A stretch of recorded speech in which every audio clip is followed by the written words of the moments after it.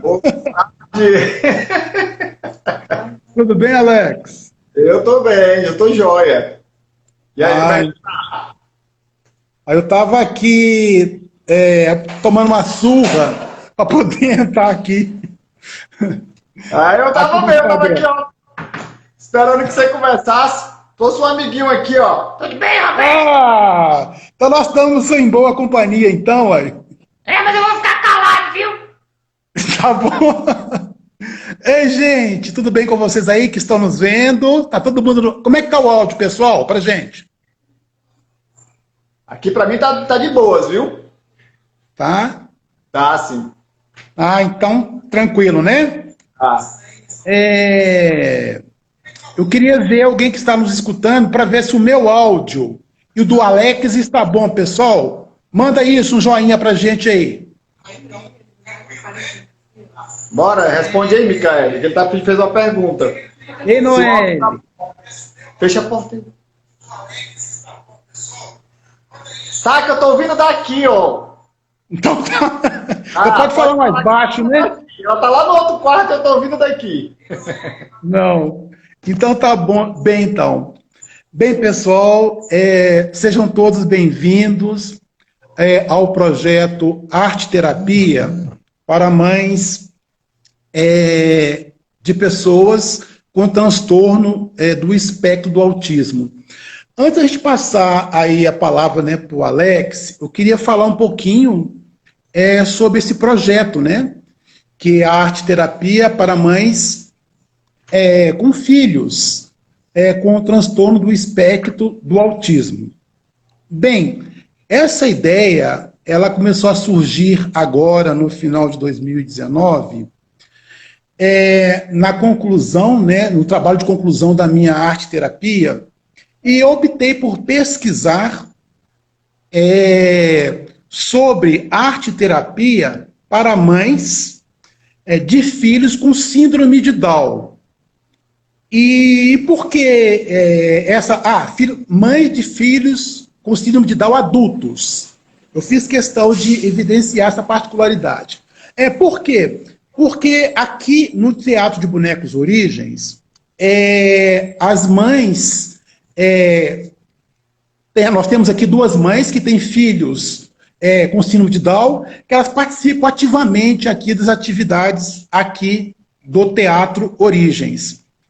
E aí, durante a minha pesquisa, né, desse tema, eu verifiquei algumas particularidades dessas mães relacionadas com as mesmas mães de filhos com transtorno do espectro do autismo.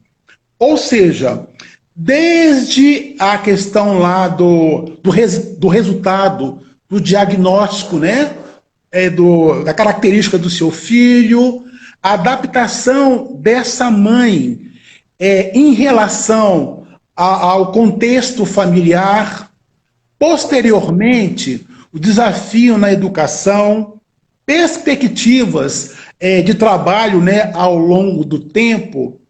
Então, eu percebi que esta característica, elas geravam nessas mães uma demanda emocional muito grande, muito intensa, além das demandas pessoais que essas mães elas já trazem, né, frente às suas necessidades especiais. E aí, a gente também viu também a questão da participação dos pais, né? Ou seja, como os pais eles estão dentro deste processo. E o que eu observei? Primeiro, muitas dessas mães tiveram que abandonar os seus empregos, seus projetos pessoais, para dedicar uma parte da sua vida aos seus filhos. Então, nessa condição, o pai, mais do que nunca, eles assumiram essa postura do mantenedor, né? Ou seja, essa necessidade de manter as coisas da casa, do dia a dia.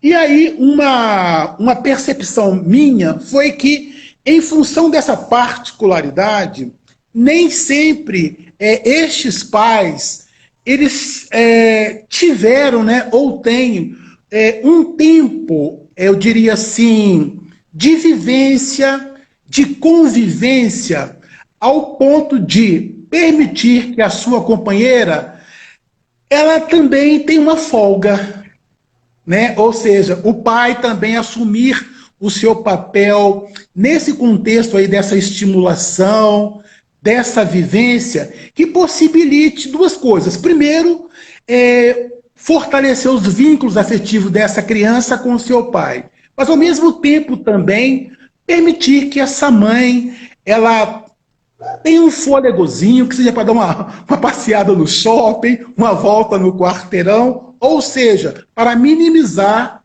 essas questões estruturais, né, da emoção. E foi a partir dessa percepção que eu resolvi convidar esse cabra da peste, que eu tive a oportunidade de ir, né, até a casa dele aí em Fortaleza, e o filho dele me ensinou uma das primeiras coisas que eu comecei a entender sobre crianças com TEA. Pessoas com TEA são extremamente francos. Olha só, no dia que eu e Cida, minha esposa, estivemos na casa do Alex, assim que nós colocamos o pé na casa, para entrar na casa do Alex, Gabriel falou assim comigo: que dia que você vai embora? Aí eu falei, foi a primeira lição. Crianças com TEA, né, realmente são muito francas. Mas dito isso, é um carinho muito grande passar agora a bola aí para o meu convidado, o Alex. É com você, Alex. Ô, Roberto, você sabe como é grato, né, eu poder estar participando aqui com você, falar um pouco do Gabriel para o pessoal também. Desse seu trabalho, eu conheci o Roberto, ele fez o primeiro seminário de bonecoterapia do Brasil, né? E me convidou para participar, onde se falava de assuntos com pessoas que faziam terapias através dos bonecos, dos fantoches, enfim. E a gente conseguiu trazer o Roberto aqui para Fortaleza para apresentar esse projeto dele para algumas instituições. Infelizmente a gente ainda não conseguiu um parceiro, né? Mas a gente ainda está procurando, né, Roberto? Isso mesmo. Fazer isso aí, porque é um trabalho muito sério, um trabalho de pesquisa que ele vem fazendo. Como ele mesmo disse, ele sempre trabalhou com outras pessoas que tinham outros graus de ser especiais, mas com TEA, ou seja, com autismo, ele vem trabalhando há pouco tempo. Então, é um projeto que eu guardo aqui no meu coração e na minha mente, que eu espero um dia a gente poder realizar junto com ele. Eu vou ficar aqui também, vou dar um pouco do depoimento sobre o Gabriel, né, Alberto? Você vai fazer algumas perguntas, você me disse, né? E o pessoal também... Isso, mas no meio do caminho. Isso. Uhum. Vou estar aqui como o Roberto falou. Eu digo sempre isso para qualquer pessoa que tem um filho especial, que Gabriel já tem 19 anos, então a gente já está nessa brincadeira faz bastante tempo. E nós somos de uma época que o autismo era um tabu. Se hoje vocês acham que autismo é tabu, né? Há 19 anos atrás, ninguém nem sabia o que era, para dizer a verdade. Não tinha autismo em novela, não tinha autismo em televisão, nem Facebook, não tinha nada. Só tinha o estigma da pessoa ser autista ser uma pessoa, sei lá, doente, louca, débil mental, enfim. Os médicos não falavam sobre isso, ninguém dava diagnóstico. Só para vocês terem ideia, o Gabriel foi tratado por uma psicóloga durante 1 ano. Sem ela querer dizer pra gente que achava que ele era autista, né? Enfim, a gente só conseguiu descobrir que o Gabriel era autista com 7 anos de idade mesmo. Mas a história que eu quero dizer é isso. A gente fala muito sobre inclusão. O que o grupo de bonecos Origem faz, o Teatro de Bonecos Origens faz, é inclusão, né? Porque ele está tirando... ele está abrindo um espaço da arte, um espaço da cultura, um espaço do teatro, do boneco. Está levando para pessoas especiais, e essas pessoas especiais estão podendo, inclusive, apresentar essas peças, trabalhar. E quando a gente fala de inclusão, você fala de inclusão na escola, a primeira inclusão, que eu acho que é a principal inclusão, e essa inclusão, ela é talvez uma das mais difíceis, é a inclusão na família. É o pai e a mãe incluírem essa criança especial na sua família. Muitas vezes o pai e a mãe, eles sentem tanta dificuldade de aceitação que eles esperam que a escola, que os familiares deles, que o médico, que a terapia, que todo mundo faça essa inclusão, que o governo faça essa inclusão. E eles esquecem que o primeiro a incluir tem que ser. Tem que ser você, pai, tem que ser você, mãe. Eu fico muito triste, por sendo homem, sendo pai, saber que muitos dos pais, hoje em dia talvez menos, graças a Deus, mas antigamente os pais abandonavam as mães com os filhos, né, Roberto? Abandonar, você chegava na instituição, só tinha mãe, não tinha pai. O pessoal até achava estranho a gente estar lá. Porque ele está fazendo o que aqui? Então, eu sou pai dele, mas não tem nenhum pai aqui. Porque os pais abandonavam. E eu sempre disse isso. Ele não abandonou porque ele é especial. Ele já ia abandonar de qualquer jeito. Ele abandonou porque ele não gosta, porque ele não quer. Enfim. Mas trazer essa inclusão para dentro de casa. Eu sou o primeiro responsável. Minha esposa é a primeira responsável por transformar a vida dessa criança. E foi o que a gente tentou fazer aqui em casa. Por sorte, eu sempre fui uma pessoa que gostei muito de arte e acabou se influenciando um pouco o Gabriel nessa questão. A outra questão que eu trago também, por essa experiência que eu tive com o Gabriel, e essa experiência me levou para outros lugares, né? Lá no Clubinho Tudo de Bom, né, Daniela? Onde a gente vai para lá para brincar com as crianças especiais. Essas experiências mostraram uma coisa. Criança, seja ela TEA, seja ela Down, seja ela criança típica, toda criança gosta de brincar. Toda criança é criança. Criança gosta de cair no chão, criança gosta de se molhar, criança gosta de correr atrás de bola, criança gosta de cócegas, criança gosta de boneco. Toda criança gosta de boneco. A gente fez essa experiência aqui na escola, né? Roberto, você lembra? Sim, a gente chegou na escola que ninguém conhecia o Roberto. A gente montou lá de improviso uma escola para crianças especiais, que foi lá no Perspectiva Teach da Clara, né? E da Clara Calisto, parceiraça ela, pessoa de Deus mesmo. A gente foi lá fazer uma experiência lá, armou uma tenda lá, armou lá um pano lá, e menos de 5 minutos os meninos enlouqueceram pelos bonecos e até apresentaram de improviso crianças lá que nem estavam falando até então, ficaram lá com seus bonecos lá, vendo o que a gente tinha feito. Então o boneco, e esse trabalho que o Roberto teve essa sacada, essa inspiração, né? Porque é uma inspiração, ele impacta o jovem, impacta o adulto, mas ele impacta a criança com autismo. Então, Gabriel, a gente fez isso, Roberto. Eu queria brincar com meu filho, eu queria estar perto dele, eu queria fazer algo. Eu não podia aceitar que o mundo cuidasse dele, quem tinha que cuidar dele fui eu. Em casa, eu tive a possibilidade, por causa do meu trabalho, de abdicar do meu tempo para ficar com o Gabriel. E isso me enriqueceu bastante. Então, a primeira pergunta aí para você, o Alex, quando, aí a gente tomando como referência a faixa etária, Gabriel estava com quantos anos que você percebeu que haveria a necessidade de uma iniciativa, de você fazer esse protagonismo frente à estimulação? Eu diria, no seu caso, o que você pensou primeiro? Uma estimulação cognitiva, tá? Ou seja, no sentido assim do aprendizado, uma estimulação motora. Primeiro, com qual a idade que você pensou que, não, acho que eu tenho que começar a trabalhar com o Gabriel? E por onde você iniciou o seu trabalho? Vamos lá. Desde sempre eu tentei, né? A gente tentou de tudo aqui. Né? Primeiro a gente começou aquela questão de apresentar o Gabriel, de transformar o Gabriel numa pessoa, como eu posso dizer, proativa, ou uma pessoa que servisse para a sociedade, que é o que todo pai acha. Poxa, meu filho é especial, vai trabalhar, não vai ganhar dinheiro, não vai estudar, vai passar a vida toda aqui. O que é que eu faço?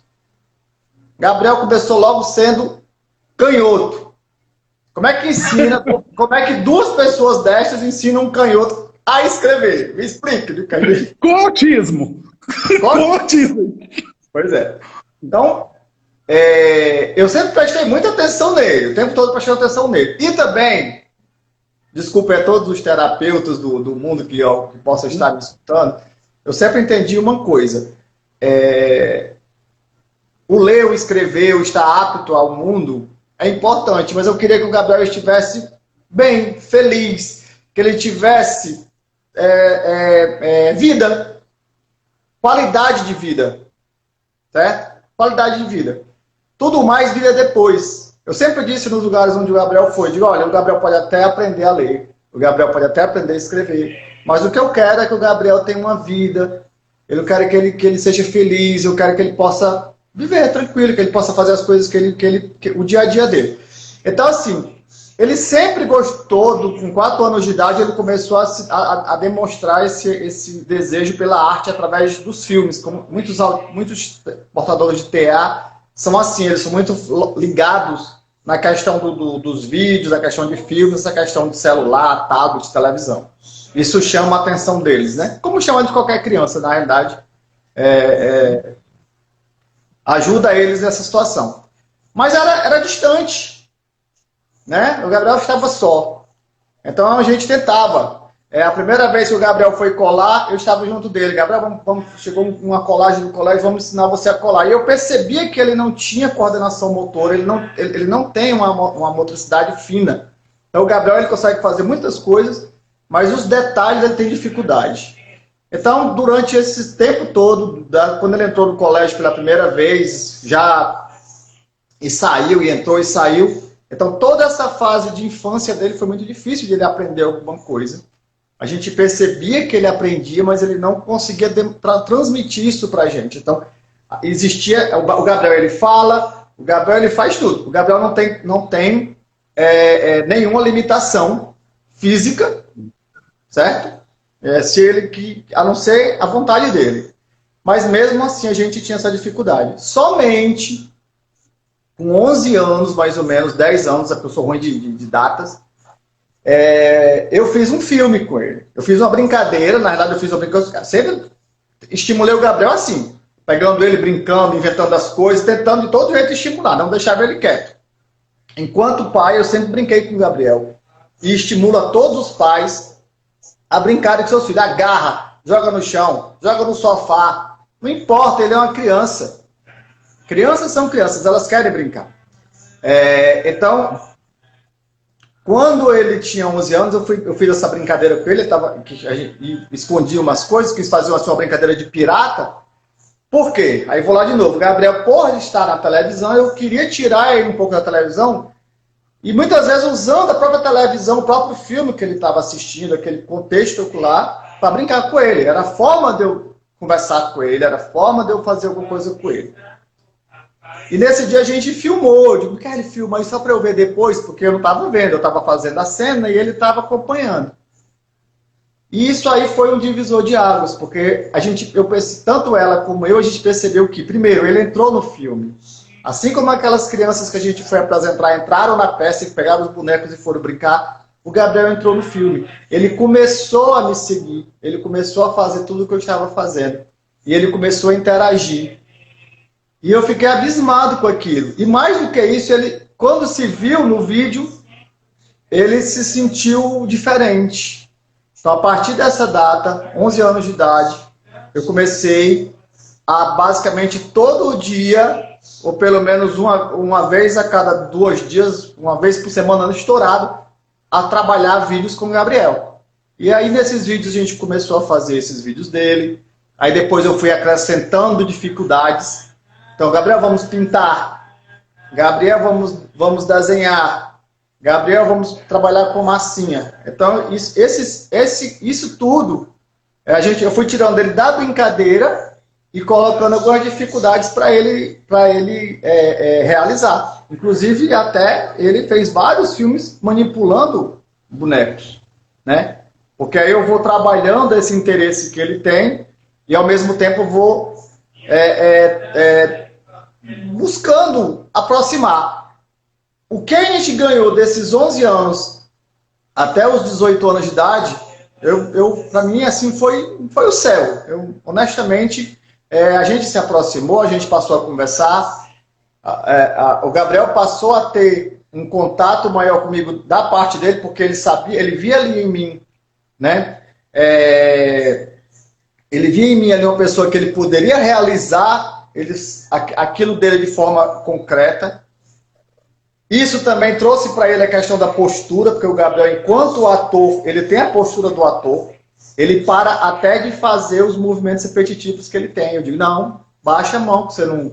Ator faz isso? Não, ele baixa a mão. Ele aceita os comandos, ele aceita o tempo, né? Roupa, pentear cabelo, se maquiar, tudo isso o Gabriel, ele sente um momento diferente ali. Então, assim, esse período, né, foi basicamente o que aconteceu. E aí a gente foi trabalhando o cognitivo, foi trabalhando também a parte social dele. Até hoje, quando eu vou às vezes falar alguma coisa que eu digo, no filme tal, você não faz assim, então dá para você fazer. Se você conseguiu lá, você consegue aqui. Os pais de autistas sabem que, além deles serem muito francos, como o Roberto falou, eles só fazem aquilo que eles querem.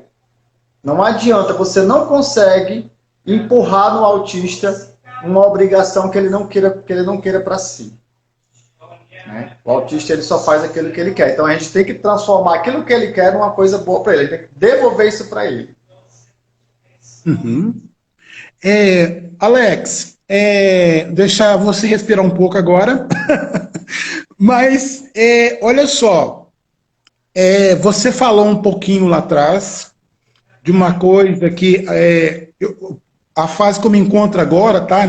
Diria assim, nesse caminho de pesquisa, você falou do brincar, né? Você falou que você utilizou muito, de alguma forma, dentro da sua percepção, aplicar a brincadeira junto com Gabriel.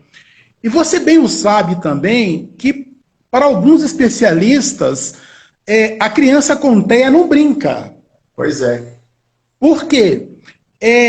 Os parâmetros que esses profissionais eles às vezes utilizam exatamente aquele perfil do brincar que contribui tanto para a formação estrutural dessa criança, principalmente na primeira infância, né?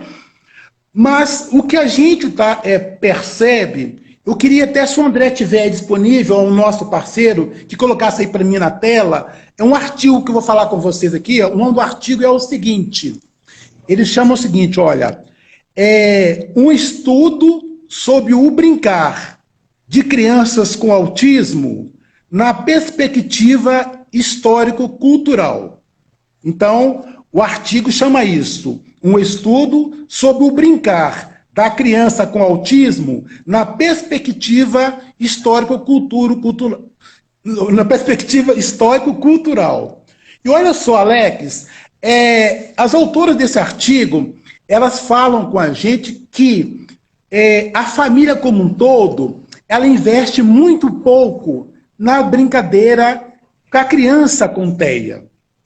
Olha só, porque geralmente, nem sempre as famílias têm uma opção de ter uma criança com um único filho. Geralmente tem outros irmãos, e geralmente os outros irmãos, às vezes, acontece de não ter essa particularidade. Então, quando vão brincar, às vezes a referência passa a ser daquele filho que não tem a característica do TEA. Então, os pais, às vezes, acham que, porque, no caso, a criança com TEA ficou impaciente, não quis brincar logo, ir para o canto dela, e acaba até desistindo, né, de estar, de certa forma, potencializando o brincar principalmente para a criança com questão, né, a criança com TEA. E aí eu pergunto para o nosso público-alvo, né, como está a qualidade do brincar, pais, em relação a seus filhos? Né? Eu acho isso também de extrema importância. Ou seja, como é que está a qualidade do brincar? Porque, o Alex, nós também, felizmente, tá? Felizmente, nós temos também uma linha de pesquisadores que fala exatamente ao contrário. Não, a criança com TEA deve ser estimulado a brincar mesmo. Tá certo que uma particularidade, tá, em função aí, né, dessa característica pessoal da criança, é um brincar um pouco diferente, mas não significa que ela não deve ser potencializada, estimulada, no caso, a brincar, né?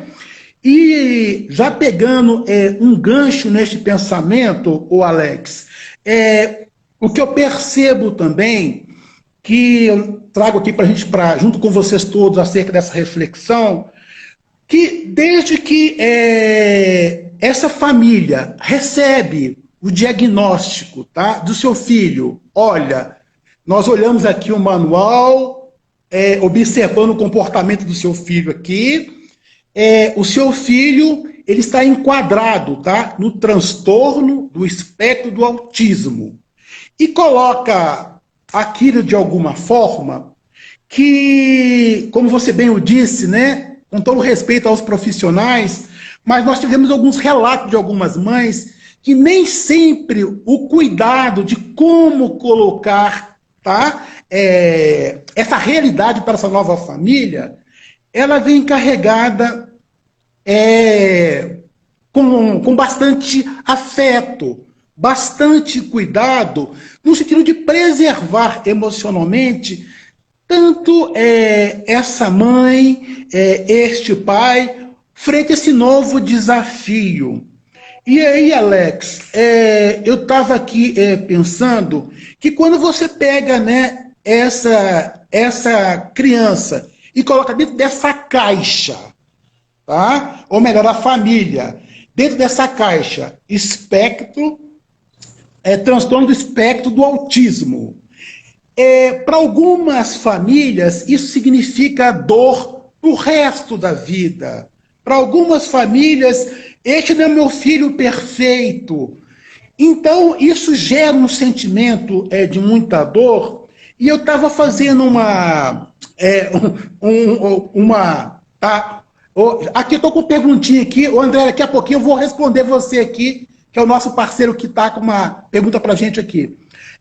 Mas eu queria só acabar de concluir este raciocínio, que quando a gente está dentro dessa caixa, e nós, quanto pais, vamos pensar assim, passamos a acreditar nisto. Então, ô Alex, olha só, nós tivemos aqui comigo depoimentos, por exemplo, de mães que o filho, ele sofre, tá? Por ser com seus 10 anos, ele já sofre por saber que ele tem um espectro do transtorno do autismo. E isso gera dor, isso gera vergonha. E, no entanto, a criança hoje está numa banda de música, né? Está numa banda de música. Da mesma forma que hoje também, eu já tenho notícias que meninos, tá, com dentro do espectro, nós temos alguns adultos, já em universidades, fazendo, tá, diversos cursos. Aqui no Origem, nós estamos com um projeto dos meninos fazerem, crianças, construírem gibis. Então, o que eu queria pegar aqui agora? Primeira coisa, você falou muito bem, o guarda-chuva da arte, né? O quanto a arte pode contribuir com este nosso público-alvo. E o segundo, Alex, quando se fala assim, espectro, dá uma ideia, né, de uma variação, tá? De uma variedade muito grande de particularidades dentro, tá, aí desse transtorno do espectro do autismo. Aí quando se fala de variedade, me vem à cabeça também, sabe o que é, Alex? Eu estou querendo lembrar aqui, diversidade. Tá. Diversidade. Olha só, Alex, quando eu paro um pouquinho e no dia a dia eu sei que o transtorno é real, tá? Ele é real, ele existe, mas quando eu penso que isso tudo está dentro de uma diversidade, ou seja, as particularidades desse público-alvo, eu saio no meu pensamento, Alex, dessa limitação. Eu penso que eu posso potencializar, tá, este meu filho, a essa minha filha, a participar de uma banda, a construir um gibi, ou seja, para outros lugares, né? É isso. Por favor, pode continuar. Desculpa te interromper aí. Não, ótimo, porque aí você agora falou de algo que aí eu tive essa experiência depois. Porque quando eu fiz isso com o Gabriel, é uma particularidade minha. São dois temas aqui que a gente tem que colocar. Primeiro tema, isso não é para pais de crianças especiais com TEA. Isso é para todos os pais. As crianças não brincam mais, os pais não brincam mais com os filhos não sabem brincar. 2, não dá para colocar numa caixa algo que é um espectro, porque só aí seriam caixas diferentes. Quando eu tive a oportunidade de estar com outras crianças, eu acabei dirigindo, por causa do Gabriel, eu comecei a mudar a minha arte para o lado da criança com autismo, da criança especial. Então eu fazia show de palhaço, de mágica, agora eu só faço com eles, basicamente. Por quê? Esse público eu percebi que eles têm a mesma atenção, eles têm o mesmo desejo, eles têm a mesma vontade, a mesma alegria que o dito normal. Quando a gente foi lá brincar, quando você chega com a disposição de brincar, você está pai, você pai, você mãe, você tio, você irmão. Se você está com a disposição de brincar, ele percebe. Eu vou falar do Gabriel, então os pais não acham que eu estou falando dos filhos de vocês, né? Eu sempre digo assim, o Gabriel, ele é igual um cachorro. O cachorro, ele sente quando a pessoa chega, se a pessoa é boa, se a pessoa é ruim, se a pessoa está bem intencionada, se não está, não é? Ele percebe como você está chegando. O autista, pelo menos o Gabriel, assim, ele lê você. Ele lê as suas intenções na hora que você chegou dentro de casa, né? E aí ele fala com você ou ele não fala com você. Só o fato dele ter falado com você, Roberto, quando você chegou, está dizendo para ele assim, ó, eu confio em você. Porque eu nunca lhe vi e já estou lhe perguntando quando é que você vai embora. Outras pessoas que já tiveram o prazer de vir aqui em casa, o Gabriel simplesmente passou por elas como se elas não existissem e saiu. E nunca falou com elas, entendeu? Então, quando eu chego num local, eu chego tão desarmado e tão pronto para brincar com aquelas crianças que normalmente elas me recebem. Por quê? Porque ali eu não vejo uma criança especial, ali eu não vejo uma criança doente, eu não vejo nada, ali eu vejo uma criança, vamos brincar, vamos bolar no chão. Ah, mas tu não vai fazer isso. Eu me lembro que a gente tinha uma brincadeira assim, ah, mas tá chovendo, vamos levar os meninos para a chuva. Não, mas se os pais souberem que a gente levou eles pra chuva, aí a gente vai enlouquecer, que os pais vão endoidar. Eu disse, mas a gente não brinca com eles na água, qual é a diferença da água pra chuva? Né? E começar a brincar com as crianças de formas que elas não estavam acostumadas. E até eu dizer assim, ó, a gente tem... E aí, para os educadores, para os terapeutas, sim, a gente tem que começar a educar os pais. A gente tem que trazer os pais para os nossos projetos de contação de história, de brincadeira, de música, para educá-los a quando aquela criança sair de perto do projeto, ela ter isso em casa. Entendeu? Então, é nesse ponto que acho que a sociedade ela acaba adoecendo, quando a criança não brinca, o pai não brinca com a criança e a criança não tem essa referência. Quando passa para a criança especial, isso piora, como você mesmo disse. Porque eu fui colocado dentro de uma caixa, e nessa caixa ele não vai fazer isso. Quem é que sabe o que é que uma pessoa vai fazer na vida?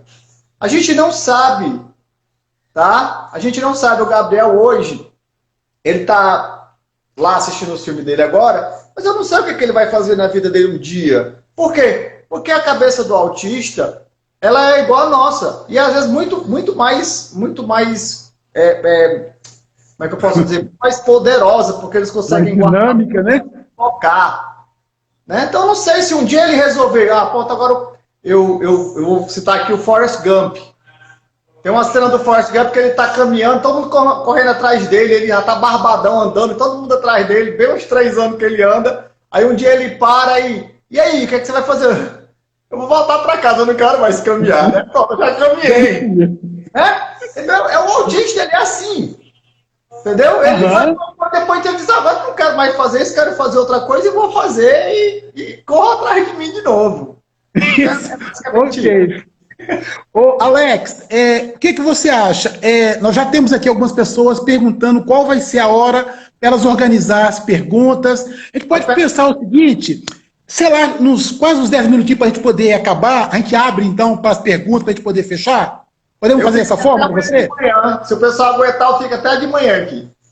Tá bom. Não, tá. Mas, então tá. Vamos lá. Olha só. Eu já vou começar aqui, então, Alex. A pergunta para você aqui, então. Deixa eu ver aqui. Genúzia. Genúzia é minha amiga arteterapeuta lá de Patinga. Ela está perguntando o seguinte, Alex. Se a gente vai postar essa live no YouTube. Vai fazer outra. A gente não sabe fazer isso. Pode ser. Mas, ô Genúzia, a gente vai ver com carinho para pensar com os meninos para a gente poder colocar isso no YouTube. Tu diz a ela, pra gente que nós vamos fazer outra, porque eu não sei colocar no YouTube. Mas eu vou conversar aqui com os meus filhos, né? Que sempre dão um jeito. Mas uma boa sugestão. Mais alguma pergunta aqui? Eu tô com a Cida, é minha secretária aqui, viu? Eu tô top aqui. Cida, valeu, hein? Vem cá, Cida. Gente, pra não conhece, essa é a Cida aqui, ó. Ei, Cida, tudo bem, né? Um abraço. A gente vai... Olha só. Beleza. Eu tô aqui com a Daniela. Celular da Cida, deixa eu pegar a senha dela aqui. Pom, abriu. A Daniela tá fazendo o seguinte, sugeriu que não é para encher de terapia, não. E sim encher de brincadeiras, vivência. Aprendizado vem aos poucos. Mas, né, Alex, concordo plenamente, tá? Com a Dani. Mas a gente, olha só como é que eu tô, hein? Olha só, a gente, quanto pais, olha que louco isso, hein? Dentro já do contexto, né? Mas a gente, quanto pais, é importante, né, Alex, a gente viver cada dia junto com esse filho, viver as particularidades, porque, né, pessoal, este brincar, ele tem que ser um brincar com afeto, um brincar de observação, porque, de repente, a gente vai querer pegar o menino, colocar um monte de menino gritando, fazendo um monte de barulho, e de repente não vai ser um brincar de qualidade para essa criança, né? Então, acho que cada família, o pai, principalmente, ele tem um papel fundamental nisso também, visto que a mãe tem uma série de preocupações no dia a dia, eu tenho pensado muito, sabe, pensado não, eu tenho copiado o seu modelo com Micaele. Né? Então, ou seja, enquanto o pai... porque enquanto o pai ele está propondo alguma atividade, a mãe ela pode estar observando o comportamento dessa criança. O que essa criança está se manifestando, sabe por quê? Uma coisa que eu tenho percebido, Alex, uma coisa muito característica dessa população com TEA é exatamente a ansiedade. O nível de ansiedade é muito alto. Então, quando a gente já fala isso, nós já temos um caminho. Como minimizar a ansiedade dessas nossas crianças? E aí você fechou muito bem o brincar. Né? O brincar, porque possibilita, primeiro, que essa criança ela vai suar, ela vai correr um pouco, ela vai dar, né?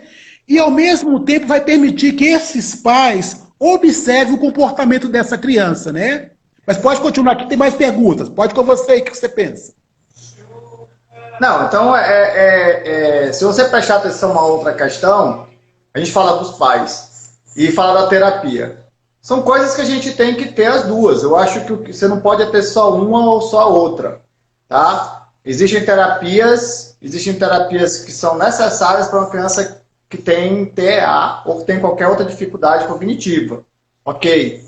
A questão é que muitas vezes, e isso também eu acho que é um problema da nossa sociedade atual. Os pais, eles estão jogando as crianças para fazerem lá milhares de cursos de inglês, de espanhol, de basquete, blá, blá, blá, blá, e a criança fica cheia de ocupações e não tem um tempo para estar com os pais, realmente tendo aquele momento de brincadeira, de amor e de divisão. Então, eu acho que os pais devem colocar os filhos na terapia, sim. Mas eles devem ter um momento que tem que fugir disso, que a criança tem que brincar. A própria criança, você pode ver no colégio, quando a criança vai para o colégio ou quando a criança está no parquinho, as outras crianças, elas não afastam. A criança, ela consegue chegar perto de uma criança que tem TEA ou qualquer outra limitação e ela consegue trazer aquela criança para perto e brinca com ela de boa. Porque a criança não tem o preconceito. É a história do primeiro momento que eu falei, de inserir, de incluir essa criança na nossa vida. Tira o preconceito. O autista, ele é uma pessoa. Ele é uma pessoa. Ok? Ótimo. Aqui, Cira, quem apareceu aqui? Vem cá. Ei, Mica! Olha, tudo bem, aparecer. Aqui, esperando vocês aqui em casa, viu, Mica? Tá bom, vamos passar isso tudo, quem sabe? Não, quem sabe Isso pode mesmo. entrar. Quem sabe não, tem que vir. Pode outro. Ô, Alex, vamos aqui para outra pergunta aqui agora, consideração aqui. Ó. Primeiro Você conhece Maria do Socorro? Eu não conheço não, viu? Eu conheço uma aí. Tá. O que a Maria do Socorro fala pra gente? É uma coisa que acho que nós dois estamos esquecendo de falar. Que crianças com TEA são extremamente criativas e talentosas. Olha só, eu particularmente nesse exato momento, Alex, nós estamos trabalhando com 4 aqui. E eu concordo plenamente com a Maria do Socorro, porque a gente percebe essa particularidade. No meu caso aqui, vou sendo direto aqui agora, tem que puxar sardinha para o meu lado, né, Alex? No que se diz a manipulação de bonecos, dramaturgia, construção de histórias e construção de gibi. E um detalhe, Alex, no nosso caso aqui, essas nossas crianças chegaram absolutamente sem essa percepção. Então, olha só, a gente começou a propor a atividade no formato, a princípio, com um certo olhar de terapia. Vou dar um caso raro aqui, tá? De uma das nossas meninas. Olha só, assim que ela chegou aqui no teatro, ela entrou aqui no nosso espaço, ela teria aquele perfil de não conseguir ficar focada muito tempo em um determinado objeto. Ficava circulando o tempo inteiro, sabe, não parava e falava andando o tempo inteiro. Nós, com o passar do tempo, nós colocamos lá um papel e um lápis. Durante um tempo foi a mesma coisa. Só que um dia ela parou e sentou um pouquinho. Tudo nesse tempo muito... adoro isso, né? Nessa galera, né? Eles são muito bacanas. Você não quer saber mais não, tchau. Né? E ela ficou um pouco e só deixou aquilo lá, pegou aquele papel, fez um rabisco e começou a andar de novo. Durante muito tempo, isso foi acontecendo, só que a gente foi observando. Por toda semana tá lá o mesmo papel, sempre um lápis de uma borracha, ela foi ficando um tempo maior sentada, tá? Numa cadeira e, consequentemente, aumentando o nível dos seus traços. Hoje, tá? Depois de 3 anos, nós estamos montando uma história onde ela está fazendo desenho de um gibi.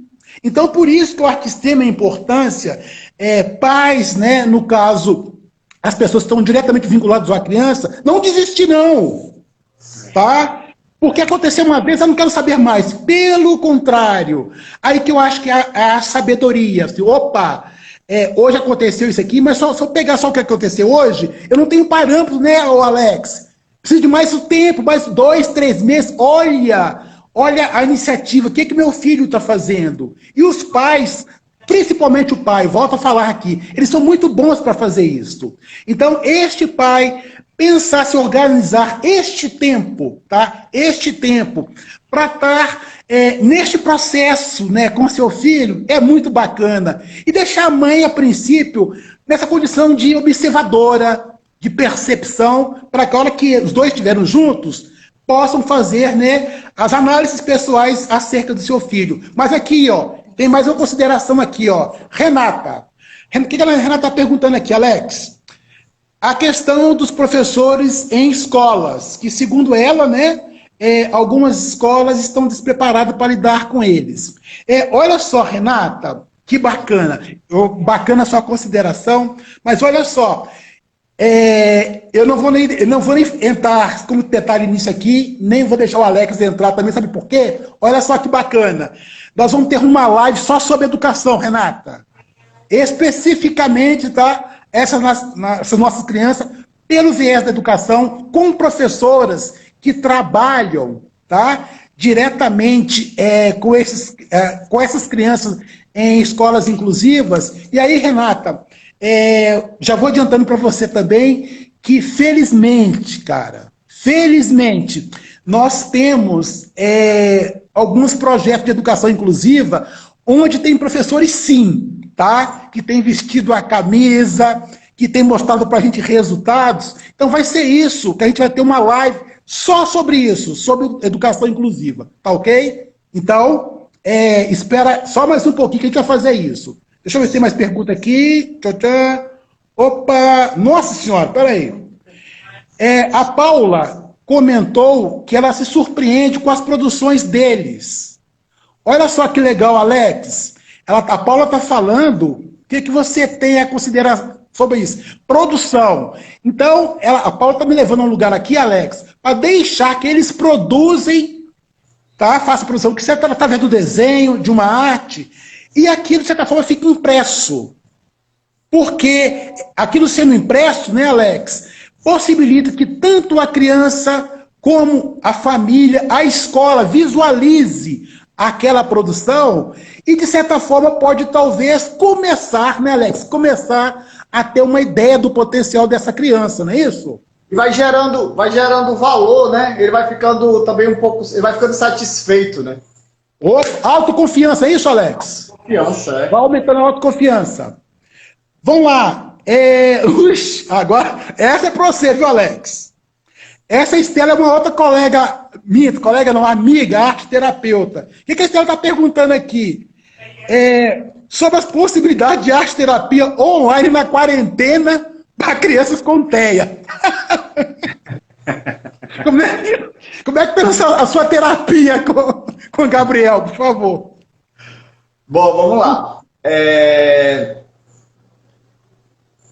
Um dos maiores, eu acho, inclusive, que essa época seria, talvez, a época que poderia mais se aproveitar essa especificidade das crianças que têm TEA, que é estar na frente de um aparelho eletrônico, ou seja, de uma TV, de um celular ou de um tablet. O meu problema é com a forma. Vou ter a questão. O que é que a criança gosta? Né? Então, geralmente, ela vai procurar filmes, e esses caras sabem trabalhar. O cara que faz o filme, a TV, eles trabalham toda a percepção, todo o cognitivo, tudo que chama a atenção daquela criança naquela hora. Por isso que tem uns filmes que a gente olha e diz assim, meu Deus, como é que esse menino está assistindo isso? Mas ele está assistindo justamente porque tudo aquilo que ele quer, o pessoal colocou naquele filme. Ou as cores, ou as músicas, ou palavras repetitivas, né? Então ela chama a atenção. Então aqui parafraseando uma outra live que eu assisti, diz assim, as lives elas têm que ter qualidade de edição, as lives têm que ter qualidade nesse sentido. Então assim, continua. Eu fiz uma live do Palhágico e me coloquei à disposição. Pessoal, se vocês querem mais lives pra gente brincar com as crianças, agora não adianta, a live não é do adulto, a live é pra criança, tem que deixar ele perceber, tem que deixar ele curtir. Porque assim, eu tenho que falar do Gabriel, porque o Gabriel, ele é quem eu estou cuidando diretamente. Algumas situações que a gente vê aqui nas lives, para ele não tem valor, ele nem olha. Eu tiro assim, a gente vê, as escolas, a escola agora está mandando, né? A escola está mandando as aulas, está mandando brincadeira e tal. Para ele, como está fazendo ali uma concorrência com o que ele está assistindo, para ele, Gabriel, ele não tem interesse de ver. Então, se eu não for buscar algo que concorra diretamente com aquilo, se eu não for fazer uma coisa que realmente chame a atenção, que seja bem dentro do que ele está percebendo, ele, Gabriel, não vai perceber. Então, é uma concorrência ruim nesse sentido, porque ela já está acostumada com o programa, com aquilo que ela está vivendo, né? E a gente tem que inserir para fazer esse contraponto. Porque às vezes ele olha aqui e vê, só tá ali aquele careca ali em cima e esse outro doido aqui embaixo. Eu não quero ver isso aqui, não. Né? Mas, aquilo que você falou lá atrás, a gente não pode desistir, porque em algum momento ele vai dar uma pista. E a gente tem que pegar essa pista, porque é nessa pista que a gente vai continuar a melhorar alguma coisa. Então, a gente começa com a música, e de repente, no meio da música, a gente vê que ele fez um gesto, então, não é a música, é o gesto. Vamos trabalhar agora com esse tipo de coisa. Mas agora eu comecei com esse gesto e ele resolveu dançar. Então já não é a música e não é o gesto, é a dança. Então, assim, você tem que, infelizmente, porque aí como a gente tem que prestar mais atenção, mas é isso, é como se você estivesse pescando, sabe? Tem que ter muita paciência. Nem sempre quando você puxar achando que vai pegar um peixe, vai vir o peixe que você queria, né? E você está o tempo todo tendo que encontrar. Então é um trabalhinho mesmo, você vai lá, encontra, depois perde. Então, só para você ter ideia, o Gabriel esse ano, ele completou 19 anos, ano passado vai fazer 20 agora em junho. Esse ano ele me deu um gelo, ele não quer mais brincar, né? Ele virou rapaz. Então, você vê, a nossa produção de filmes diminuiu bastante. Mas em compensação a gente passou a cantar mais, porque ele cantando, ele é música e tal, entendeu? E esse ano passado a gente conseguiu fazer uma coisa que ele nunca tinha feito, que foi ele fazer uma apresentação ao vivo, né? A gente teve um evento de autistas aqui no shopping de Fortaleza, no Rio Mar, da FAZ, né? Fortaleza Azul, e o Gabriel, ele apresentou lá uma cena dele, um sketch dele ao vivo. E eu disse, pessoal, não bata o palmo. O pessoal bateu o palmo e ele não destruiu tudo. Ele ficou olhando lá, achou engraçado, depois ele achou bom. Né? Então, assim, Roberto, quando você conhece bem uma pessoa, você sabe o que você pode dizer e o que você não pode dizer, o que você pode fazer e o que você não pode fazer. Então, eu acho que é isso. Pais, vamos conhecer. Quando você conhecer bem o seu filho, você vai saber quando é que você pode ir e quando é que você não pode. Maravilhoso, Alex, maravilhoso. Mais uma pergunta, eu estou aqui com a Ana Paula, ela está perguntando, deixa eu ver, ainda bem que eu sei a senha do celular da Cida. O que a Ana Paula está perguntando? O que a gente pensa, tá? No caso com a criança, né, que gosta de trabalhar com sucata. Você quer falar, Alex? O que você pensa? Então, esse aí, se gostar de trabalhar com sucata, tem muita coisa para fazer, né? Porque aí você vai dar só... como é que eu posso? Você vai dar vazão, dar liberdade para ele criar. A sucata em si, ela é uma fonte de criatividade para o artista. Você sabe, Roberto, a gente que trabalha principalmente para o artista brasileiro e para o artista de rua, que não tem dinheiro para fazer, para comprar, e que no nosso país a arte, ela é só a arte, a grande arte ela é bem remunerada, mas a arte normal não é. Então, se trabalha muito. Então, você vai ter possibilidade de fazer escultura, você vai ter possibilidade de fazer brinquedos, você vai ter possibilidade de fazer fantoches, bonecos.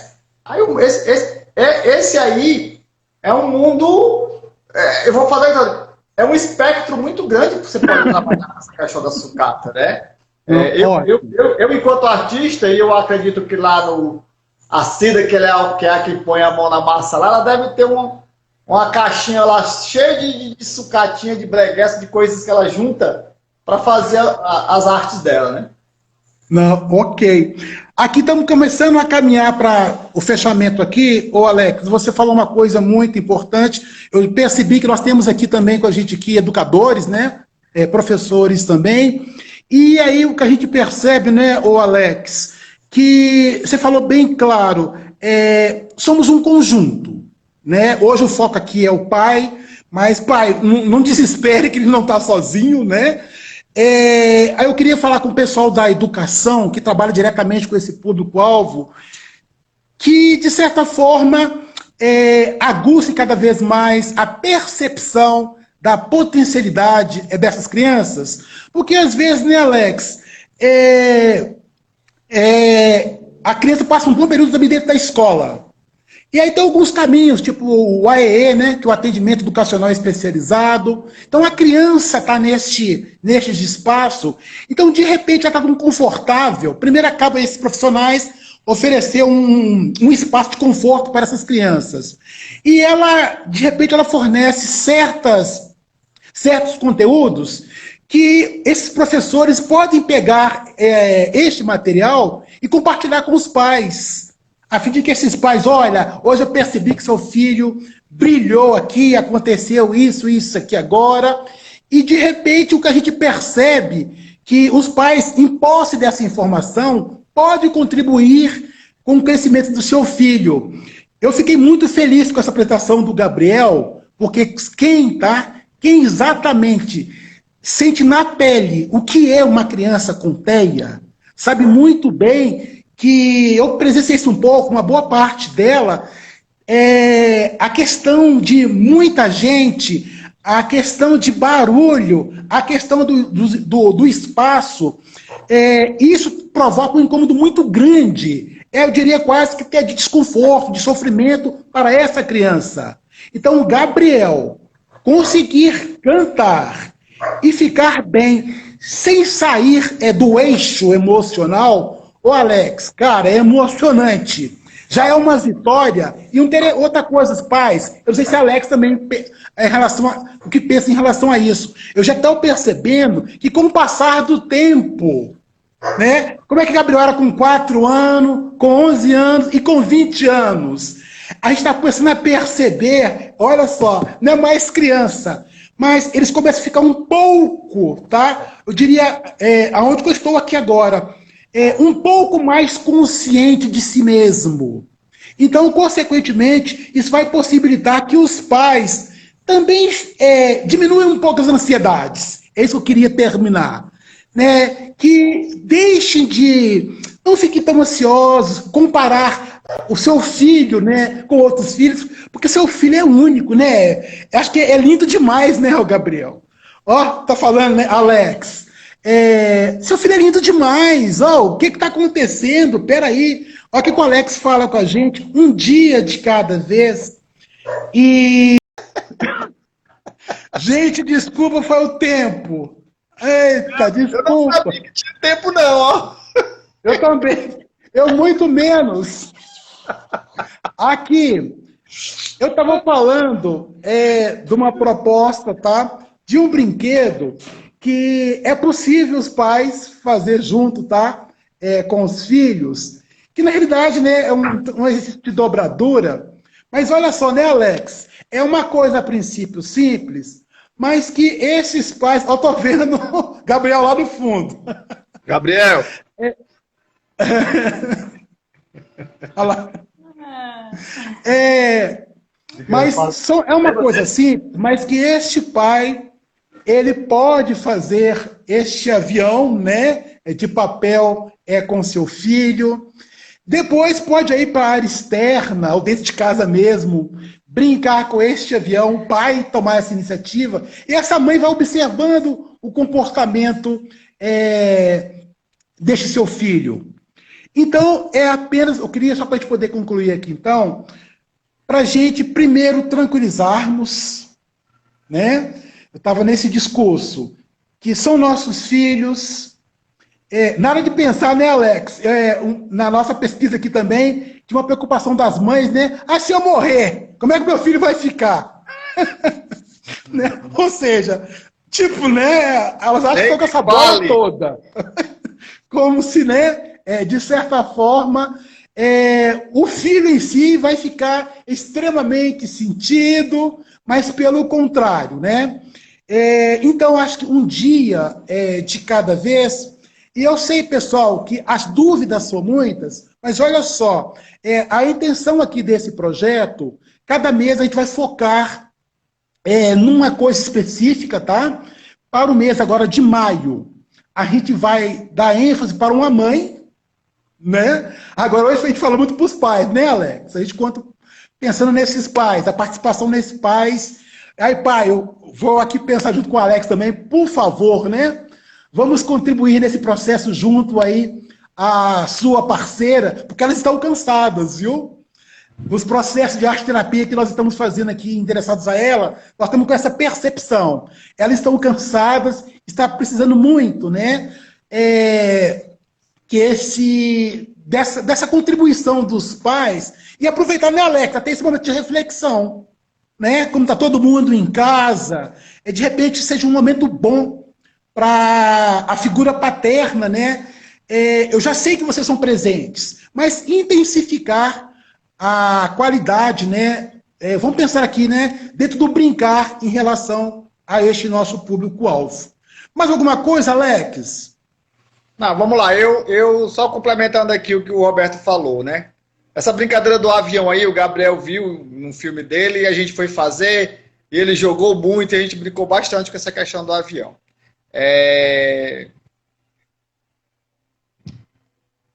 O seu filho, eu digo isso para todo mundo, eu sempre gosto de brincar de assim, das pessoas que estão aqui agora na live vendo o que a gente está falando aqui, os amigos do Roberto, os meus amigos, as pessoas que estão aqui na live, quem é que tem um filho especial?